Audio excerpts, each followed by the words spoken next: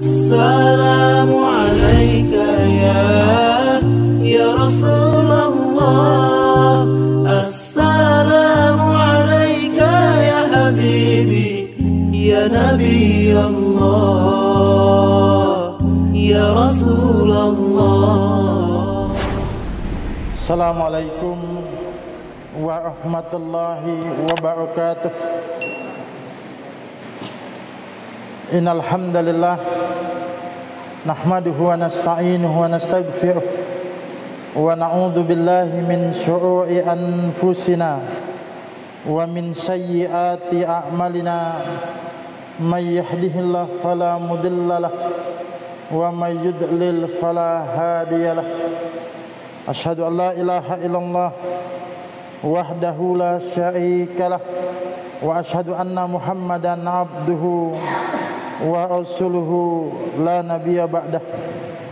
Allahumma salli wa sallim ala nabiyyina Muhammadin wa ala alihi wa ashabihi wa man tabi'ahum bi ihsanin ila yaumiddin. Amma ba'du. Alhamdulillah, jamaah yang dimuliakan oleh Allah Subhanahu wa taala, bersyukur kita kepada Allah pada kesempatan malam ini kita dapat melanjutkan kembali pengajian kita. Salawat dan salam semoga senantiasa dilimpah curahkan kepada Nabi kita Nabi Muhammad sallallahu alaihi wasallam, keluarga, sahabat dan pengikut-pengikut beliau, umat-umat beliau yang tetap istiqamah, dan semoga kita termasuk di antara umat-umat beliau yang mendapatkan karunia keistiqamahan tersebut. Jamaah yang dimuliakan oleh Allah Subhanahu wa taala, sebagaimana kita ketahui bahwa saat ini kita sudah berada di bulan Muharram, bahkan lebih tepatnya di tahun 1442 Hijriah. Maka pada kesempatan malam ini saya sedikit membahas tentang bulan Muharram ini, walaupun mungkin pengajian yang atau pembahasan yang serupa pernah kita bahas juga di tempat yang lain, tapi penting bagi kita untuk kembali membahas di tempat ini, sebab bulan Muharram ini termasuk bulan yang istimewa. Namun sayang, banyak yang menodainya dengan keyakinan-keyakinan dan amalan-amalan yang tidak tepat. Makanya dulu saya pernah menyampaikan sebuah pembahasan itu, yang pembahasan itu saya beri judul Muharram, keutamaan yang ternoda. Kenapa? Karena bulan Muharram yang termasuk salah satu dari 4 bulan suci yang ditetapkan oleh Allah Subhanahu wa taala ini, nah itu banyak ternoda dengan keyakinan-keyakinan yang tidak tepat. Di sebagian kaum muslimin, khususnya di tanah air kita ini, ada yang nanti menganggap bulan ini semacam bulan panas, ya, bulan Muharram ini bulan sial gitu ya. Makanya ada yang tidak berani mengadakan hajatan, ya, tidak berani mengadakan acara atau pesta walimah dan sejenisnya di bulan ini, karena tadi kalau sebagian tradisi menyebutnya sebagai bulan Syura. Nah, bahkan ada lagi nanti kemudian keyakinan kalau yang punya simpanan-simpanan benda-benda keramat itu waktu nyucinya itu di bulan ini Pak, bulan Muharram, yang punya keis, yang punya simpanan-simpanan apa gitu ya. Ini waktu nyucinya di bulan Muharram ini. Ya. Bagaimana mungkin di bulan yang mulia, di bulan yang kemudian banyak dijanjikan oleh Allah Subhanahu wa taala kebaikan dan pahala di dalamnya, tapi justru kita nodai dengan perilaku-perilaku syirik, keyakinan-keyakinan semacam itu. Ada lagi di satu keyakinan, saya juga baru tahunya beberapa waktu yang lalu, di bulan Muharram ini ada tradisi berbelanja, Pak. Yang dibelanja itu barang-barang pecah belah. Ada timba, ember, gayung dan sejenisnya itu. Mereka punya keyakinan khusus yang memang inilah waktu berbelanja yang berkah, yang baik menurut mereka. Belum lagi kalau kemudian kita bicara tentang ya penyimpangan Syiah di bulan Muharram ini, tambah lagi itu. Nah, oleh sebab itu penting kita untuk mensyiarkan pemahaman kita tentang bulan Muharram ini.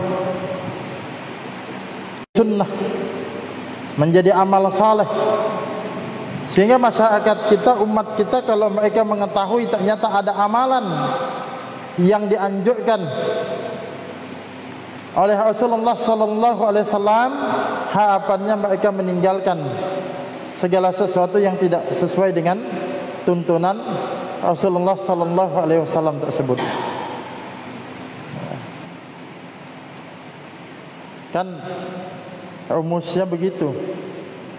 Siapa yang menegakkan satu sunnah, dia akan merobohkan satu bid'ah. Sebaliknya juga begitu. Siapa yang menghidupkan satu bid'ah, maka dia akan meninggalkan satu sunnah nanti. Maka kita kembalilah kepada sunnah-sunnah di bulan Muharram ini.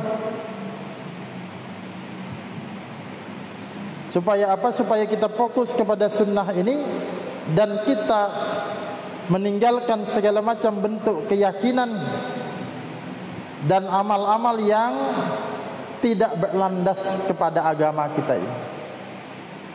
Apa saja keistimewaan-keistimewaannya? Nah, di antaranya jemaah yang dimuliakan oleh Allah Subhanahu wa taala, sebagaimana sudah kita pahami sebelumnya, pembahasan kita sebelumnya, bahwa bulan Muharram ini termasuk salah satu bulan suci yang Allah Subhanahu wa taala telah tetapkan. Ya, dalam At-Taubah ayat 36, dan juga hadis nanti diperjelas oleh hadis ayat Imam Bukhari dan Muslim dari sahabat yang namanya Abu Bakar. Nabi bersabda, as-sanatu isna asyara syahran minha arba'atun hurum salasatun mutawaliyatun Dzulqa'dah wa Dzulhijjah wal Muharram wa Rajab alladzi baina Jumada wa Sya'ban. Kata Nabi, setahun itu terdiri dari 12 bulan. Di antaranya ada 4 bulan suci, ada 4 bulan haram. 3 yang berurutan, berdekatan, berkelanjutan, yaitu bulan Dzulqa'dah sudah kita lewati. Bulan Dzulhijjah ya barusan kita lewati. Kemudian sekarang bulan Muharram. Satu lagi nanti agak jauh, yakni bulan Rajab. Ya. Jadi jauh satu. Nah, ini boleh dikatakan kesempatan kita ini. Karena bulan depan sudah bulan suci, bukan bulan suci lagi, bukan Syahrul Haram lagi. Ini kesempatan kita. Apa konsekuensi dari bulan suci itu? Setiap kebaikan-kebaikan yang kita lakukan akan dilipat gandakan pahalanya oleh Allah Subhanahu wa taala. Sebaliknya dosa itu lebih besar dibandingkan di bulan lain. Makanya saya menyinggung tadi, kalau praktek-praktek kesyirikan itu dipraktekkan di bulan Muharram yang justru ini adalah bulan suci, itu dosanya lebih besar lagi dibandingkan dengan bulan-bulan lain. Nah, maka jangan sampai kita nodai bulan Muharram ini dengan praktek-praktek kesyirikan, praktek-praktek amalan yang tidak sesuai dengan tuntunan Nabi kita. Itu terkait bulan Muharram. Ditambah lagi ada satu hadis ini yang faedahnya nanti banyak bisa kita petik. Nabi mengatakan, Abdulus Syami ba'da Ramadan Syahrullahi muharram wa afdhalus salati ba'dal faridah salatul lail. Kata Nabi, puasa yang paling utama setelah adalah puasa pada bulan Allah, yakni bulan Muharram. Sementara salat yang paling utama setelah salat yang wajib, salatul lail, yakni salat malam. Nah, jadi jamaah yang dimuliakan oleh Allah Subhanahu wa taala, ada beberapa faedah. Yang pertama, hadis ini menjelaskan tentang keistimewaan puasa di bulan Muharram. Apa keistimewaannya? Dia puasa yang utama, puasa sunnah yang utama dikerjakan bulan Muharram. Sebagaimana utamanya salat malam dalam ibadah salat. Kalau kita ditanya, kapan waktu salat sunnah yang utama? Kita menjawab, ya sepertiga malam, ya salat lail, salat tahajud. Itu dalam ibadah salat. Kalau kita tanya kapan puasa sunnah yang utama, yakni puasa-puasa sunnah yang dikerjakan pada bulan Muharram. Nah, itu kurang lebih pemahaman yang bisa kita petik begitu.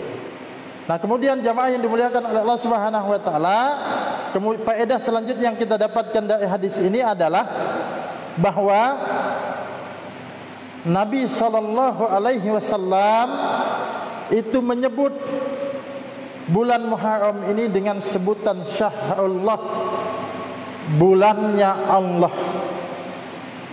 Ya. Afdhalus siyami ba'da Ramadan syahrullahi al-Muharram. Ya, seutama-utama puasa setelah Ramadan adalah puasa di bulannya Allah, bulan Muharram. Sesuatu nama yang disandarkan kepada nama Allah yang maha tinggi, yang maha mulia, berarti sesuatu itu menunjukkan keutamaannya. Ada satu tempat atau masjid secara umum juga disebut sebagai Baitullah, rumahnya Allah. Disebut rumahnya Allah Subhanahu wa taala bukan berarti Allah bertempat tinggal di situ, bukan. Disebut rumahnya Allah menunjukkan keistimewaan tempat tersebut, Baitullah, rumahnya Allah. Artinya rumah yang kemudian mendapatkan kemuliaan dari Allah Subhanahu wa taala. Begitu juga nama seseorang yang disandarkan dengan nama Allah itu juga utama. Makanya nama yang baik kata Nabi adalah Abdullah, Abdurrahman, nama yang disandarkan kepada nama Allah. Abdullah hambanya Allah, Abdurrahman hambanya Allah yang maha pengasih. Ini menunjukkan keutamaannya. Begitu juga ketika bulan Muharram ini mendapatkan sebutan syahrullah, mendapat sebutan bulannya Allah, ini menunjukkan bulan ini istimewa. Maka kalau istimewa, ya kita isi dengan kebaikan-kebaikan. Ya, kita isi dengan amal-amal soleh. Jangan justru kita nodai dengan keyakinan-keyakinan yang tidak tepat tadi, menganggap bulan ini bulan yang panas, bulan yang celaka dan lain sebagainya. Ya, kalau saya katakan ini adalah bentuk kezaliman kita kepada Allah Subhanahu wa taala, bentuk penistaan kita kepada agama ini. Sesuatu yang dianggap, sesuatu yang disebut oleh Allah Subhanahu wa taala sebagai sesuatu yang mulia, lalu kemudian kita menganggapnya sebagai sesuatu yang tidak baik. Bukankah ini namanya ya pelecehan, penghinaan kepada apa yang telah disampaikan oleh Allah Subhanahu wa taala. Nah, lalu jemaah yang dimuliakan oleh Allah Subhanahu wa taala, kalau kita katakan tadi bahwa hendaknya kita yang mengisi bulan Muharram ini dengan kebaikan-kebaikan, dengan amal saleh, apa kebaikan-kebaikan yang bisa kita isi secara umum? Banyak kebaikan-kebaikan yang kita isi, ya. Pokoknya intinya dengan semua amal-amal soleh yang ada, itu adalah bentuk kebaikan-kebaikan yang bisa kita lakukan. Tapi memang secara khusus sebagaimana hadis tadi disebutkan bahwa amal yang utama di bulan Muharram ini diantaranya adalah puasa, karena memang disebutkan oleh Allah Subhanahu wa taala tadi, ya, afdhalus syiyami ba'da Ramadan syahrullahi al-Muharram. Seutama-utama puasa setelah bulan Ramadan adalah puasa di bulannya Allah, yakni bulan Muharram. Ya. Ini puasa utama. Sekarang kalau kita mengatakan puasa itu yang utama, pertanyaannya kemudian, kapan puasa Muharram itu kapan? Nah, kita sedikit mesti memahami, dulu pernah kita jelaskan juga, kalau Allah Subhanahu wa taala tidak mengkhususkan sesuatu, maka kita tidak boleh membuat syariat tertentu untuk mengkhususkannya. Di sini Allah Subhanahu wa taala hanya menetapkan puasa di bulan Muharram, di bulannya Allah. Artinya apa? Kita memperbanyak puasa yang sudah disyariatkan, puasa-puasa yang sudah disunahkan, misal puasa Senin Kamis, mau puasa Daud, mau puasa Ayyamul Bid. Kita tidak boleh mengkhususkan kecuali memang sudah dikhususkan oleh Rasulullah sallallahu alaihi wasallam. Misal tidak boleh kita membuat tanggal tertentu tanpa ada dalil. Contoh, kemudian kita menganggap nanti berpuasa di tanggal 1 Muharram sebab tanggal satunya. Nah, itu tentu kalau tidak ada dalilnya tidak bisa. Tapi kalau kemarin pun kita puasa karena memang tanggal satunya jatuh hari Kamis, kita puasanya karena Kamis.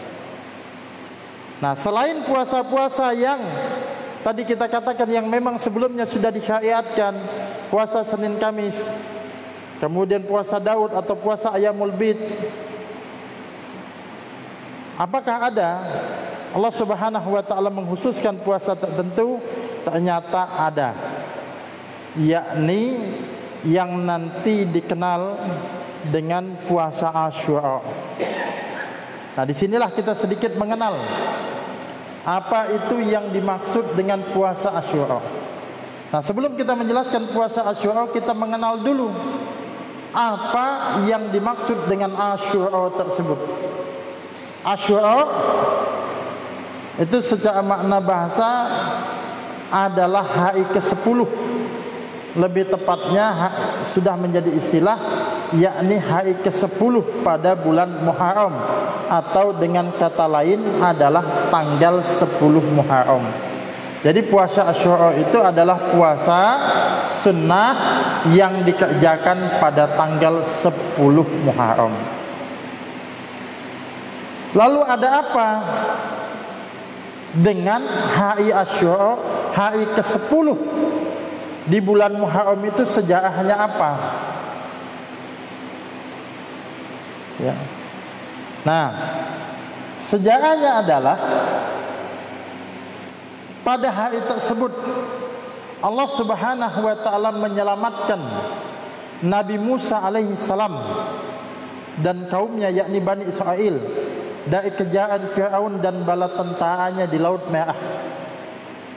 Jadi kita sebagaimana kemudian kita mengetahui bahwa dulu Nabi Musa itu dikejar-kejar oleh Firaun, Nabi Musa dan kaumnya dikejar-kejar oleh Firaun. Ada mukjizatnya Nabi Musa dengan tongkat, ya. Lalu ini sudah kita kenal sejak kita kecil, dipukulkan ke laut itu Nabi Musa bisa menyeberang.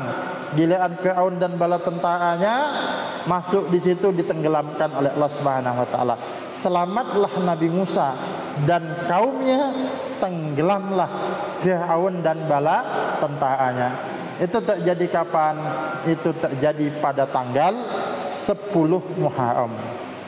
Lalu sebagai bentuk syukurnya, sebagai ungkapan terima kasihnya Nabi Musa alaihi salam, maka Nabi Musa berpuasa pada hari tersebut. Ini sebagaimana disebutkan dalam hadis, ya, cerita Abdullah bin Abbas radhiyallahu anhuma, ya, an Ibni Abbasin radhiyallahu anhuma dai Ibnu Abbas, semoga Allah meridai keduanya, anna Rasulullah sallallahu alaihi wasallam qadimal madinata fawajadal yahuda siyaman yauma asyura. Tatkala Nabi sallallahu alaihi wasallam datang ke Madinah, maka dia mendapati orang-orang Yahudi. Dulu di Madinah ada orang-orang Yahudi yang bermukim di sana, ya, berpuasa pada hari Asyura tersebut. Ya. Kemudian Nabi bertanya ini bukan tidak mengenal puasa Asyura. Puasa Asyura itu sudah dikerjakan sejak di Makkah. Tapi begitu melihat Yahudi kok berpuasa juga, maka faqala lahum, maka Nabi Muhammad sallallahu alaihi wasallam berkata kepada orang-orang Yahudi itu, ma hadzal yaumu alladzi tasumunahu. Kata Nabi, hari apa ini yang kalian berpuasa pada hari ini? Gampangnya itu gini, hari apa ini kok kalian berpuasa pada hari ini, kata Nabi. Faqalu, dan orang-orang Yahudi itu mengatakan, hadza yaumun azim. Kata mereka, ini adalah hari yang sangat agung. Anzallahu fihi Musa wa qaumahu. Pada hari inilah Allah Subhanahu wa taala menyelamatkan Musa dan kaumnya, wa ghamraqa Fir'aun wa qaumahu, dan menenggelamkan Fir'aun dan bala tentaranya. Fasawmahu Musa syukran, maka berpuasalah Nabi Musa sebagai ungkapan syukurnya kepada Allah Subhanahu wa taala. Fanahnu nasumuhu, dan kami pun, kata orang-orang Yahudi itu, berpuasa pada hari tersebut. Faqala Rasulullah sallallahu alaihi wasallam, lalu Rasulullah sallallahu alaihi wasallam mengatakan, fanahnu ahaqqu wa aula bi Musa minkum. Kata Nabi, kami yang lebih berhak dan lebih pantas untuk mengikuti Nabi Musa ini dibandingkan kalian. Kan alasannya orang Yahudi tadi, mereka itu puasa karena mengikuti Nabi Musa. Kata Nabi Muhammad, kami yang lebih pantas untuk mengikuti Nabi Musa dibanding kalian. Sebab apa? Karena umat Islam ini kan membenarkan keusulan Nabi Musa, sedangkan orang yang Yahudi itu menyimpang dari ajaran Nabi Musa. Maka kami yang lebih berhak. Fasawmahu Rasulullah sallallahu alaihi wasallam, maka Rasulullah sallallahu alaihi wasallam pun berpuasa pada hari Asyura tersebut. Wa amara bisyamihi, dan dia pun memerintahkan para sahabat untuk berpuasa pada hari tersebut. Nah, jamaah yang dimuliakan oleh Allah Subhanahu wa taala, ini sejarah tentang Asyura, puasa Asyura. Dan ceritanya tentang Nabi Musa. Ya, tidak ada ceritanya kaitannya dengan bubur, Pak. Ya, jadi sunnah nanti berpuasa.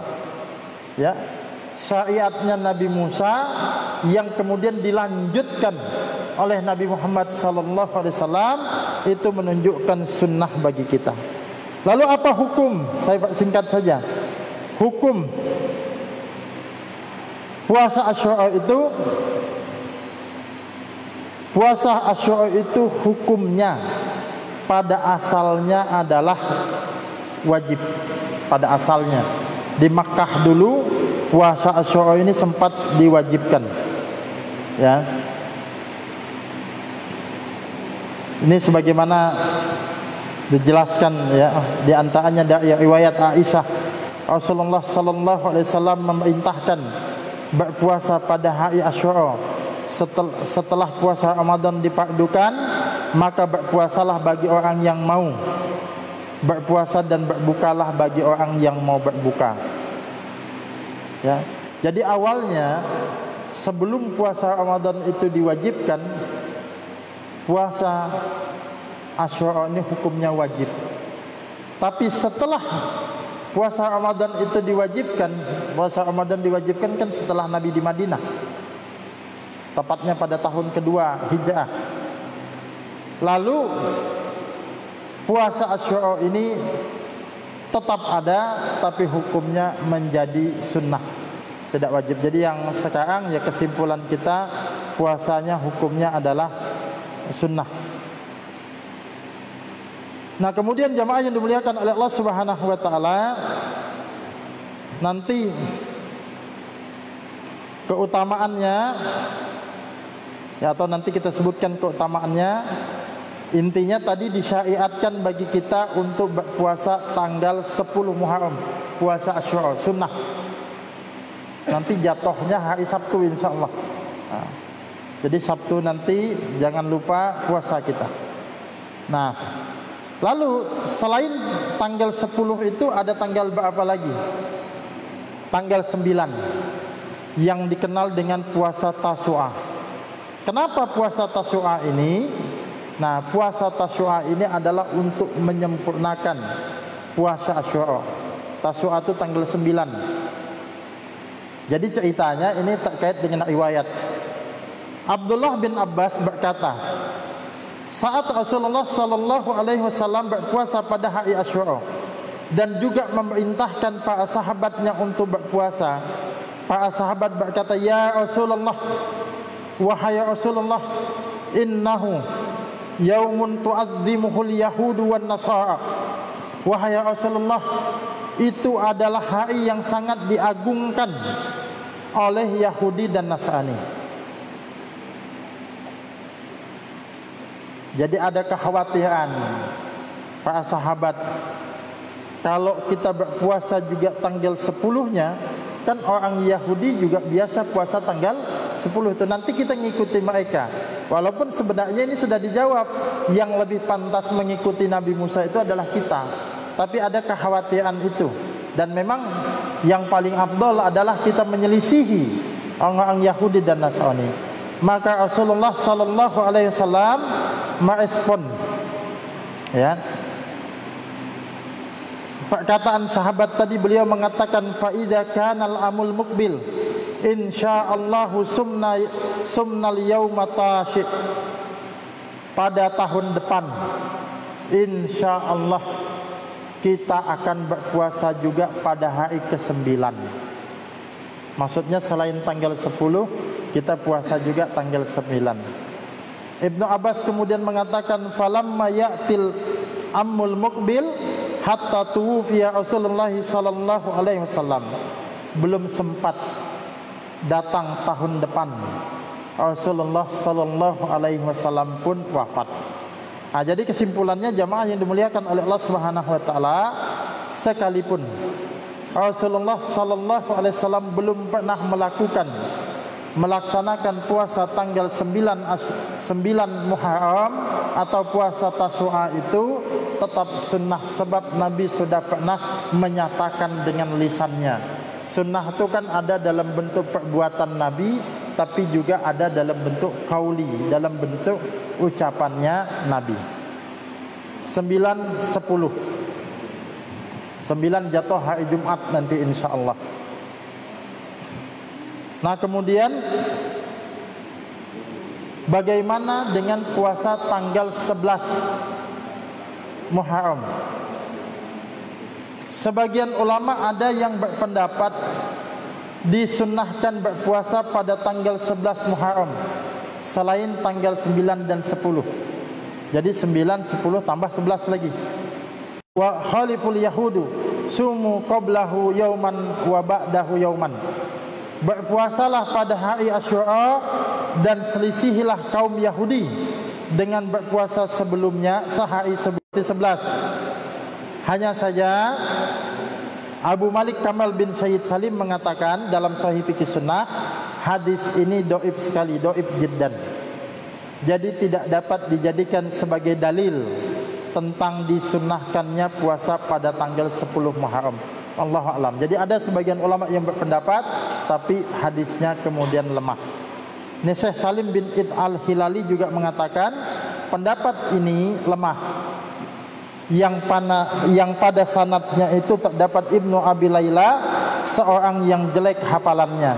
sehingga karena dan lemahnya pun bukan lemah yang biasa, tapi lemah sekali sehingga tidak bisa dijadikan sebagai landasan untuk berpuasa. Allah alam, saya pribadi cukup mengamalkan yang tanggal 9 dan tanggal 10 saja. Nah, jamaah yang dimuliakan oleh Allah Subhanahu wa taala,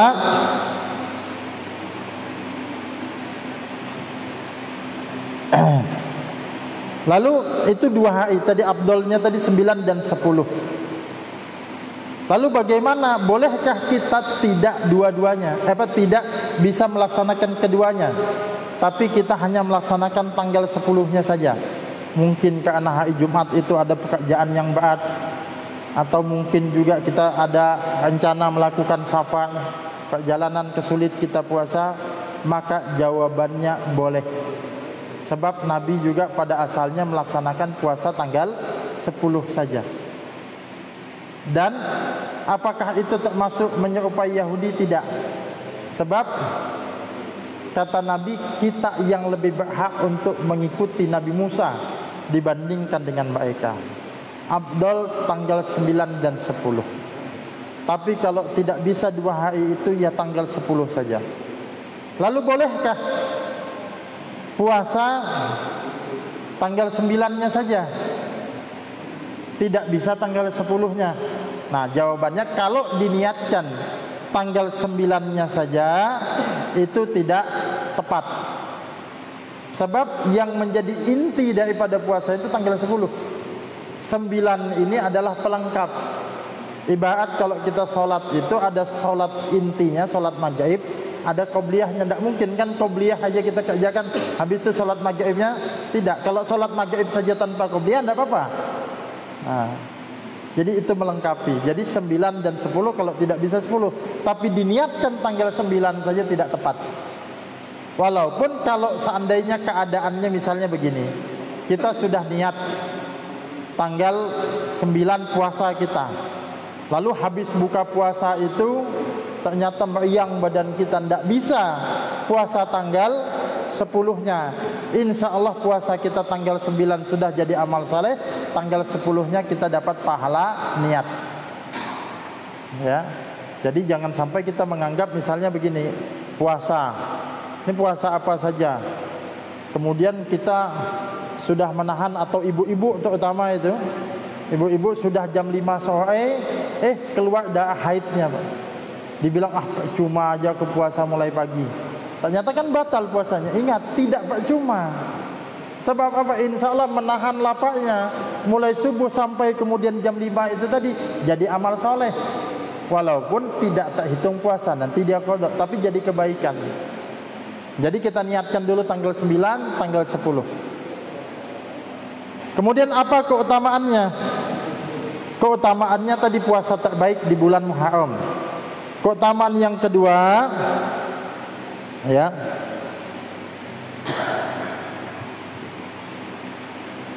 adalah ini sebagaimana sabda Nabi, wasiyamu yauma asyura ahtasibu 'alallahi ayyukaffira sanatal lati qablahu. Dan puasa Asyura aku berharap kepada Allah akan menghapuskan dosa-dosa setahun yang lalu, ya.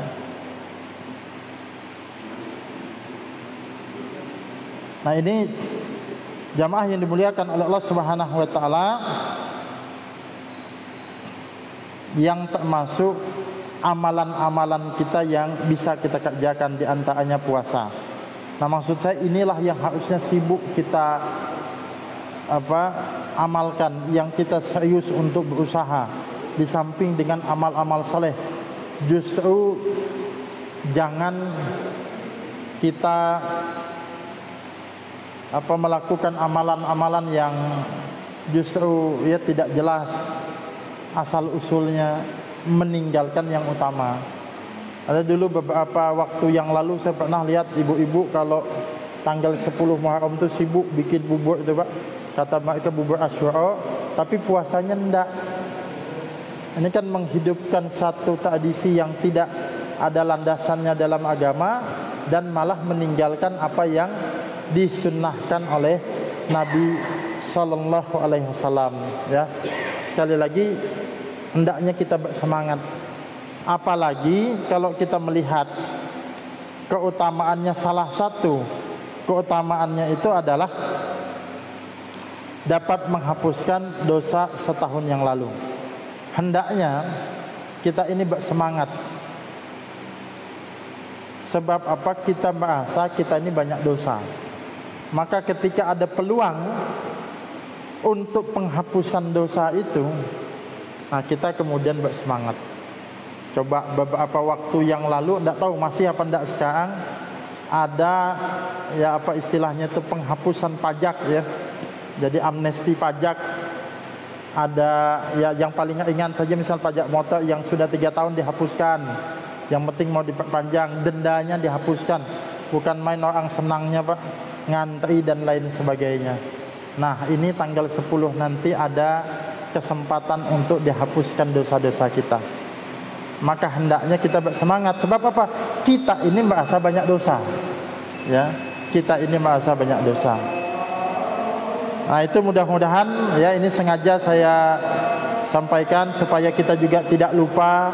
Kadang-kadang kita ini kan dengan bulan-bulan hijaiyah nih, bulan-bulan komariyah nih lupa Pak. Tanggal berapa tuh lupa. Kenapa? Karena kita lebih ingatnya tanggal masih gajian kita pakai tanggal itu. Kedua, angsuran kita, tagihan kita juga tanggalnya itu.